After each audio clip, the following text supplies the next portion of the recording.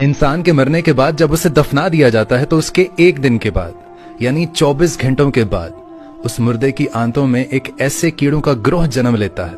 ऐसे कीड़ों का गिरोह अमल में आता है जो उस मुर्दे के पखाने के रास्ते से बाहर निकलता है और साथ में नाकाबिले बर्दाश्त बदबू फैलाना शुरू कर देता है, जो कि दरअसल अपने हम पेशा कीड़ों के लिए एक इन्विटेशन होता है, एक सिग्नल के तौर पर काम करता है। और ये ऐलान होता है बिच्छू और तमाम कीड़े मकोड़े उस इंसान के जिस्म की तरफ हरकत करना शुरू कर देते हैं और उस इंसान का गोश्त खाना भी शुरू कर देते हैं। और आप ये जानकर हैरान हो जाएंगे कि इंसान की तदफीन के 3 दिन के बाद सबसे पहले इंसान की नाक की हालत खराब होना शुरू हो जाती है।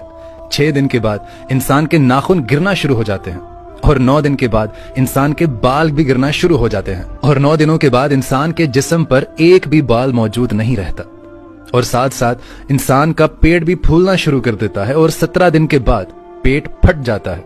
60 दिन के बाद मुर्दे के जिस्म से सारा गोश्त खत्म हो जाता है और इंसान के जिस्म पर एक भी बोटी, एक भी गोश्त का लोथड़ा मौजूद नहीं होता। और दोस्तों 90 दिन के बाद इंसान की हड्डियां भी एक दूसरे से जुदा होना शुरू हो जाती हैं और पूरा 1 साल लगता है। 1 साल के बाद वो तमाम की तमाम हड्डियां भी बोसीदा हो जाती हैं और बिलाखिर जिस इंसान को दफनाया गया था 1 साल के अंदर अंदर उस इंसान का वजूद खत्म हो जाता है। खत्म।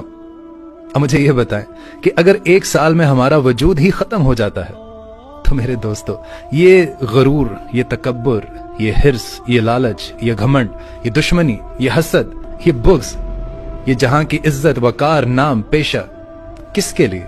जिसके लिए हम सारी जिंदगी भागते रहते हैं, ना हलाल की तमीज की, ना हराम की तमीज की। हमने पैसा इकट्ठा कर लिया, शान शौकत बना ली, लेकिन आखिर में 1 साल भी नहीं लगा आपको सफाई हस्ती से मिटने में। और जितनी भी ये मैंने कैलकुलेशंस आपको बताई ये साइंटिफिकली प्रूवन है, ये साइंस के मुताबिक है।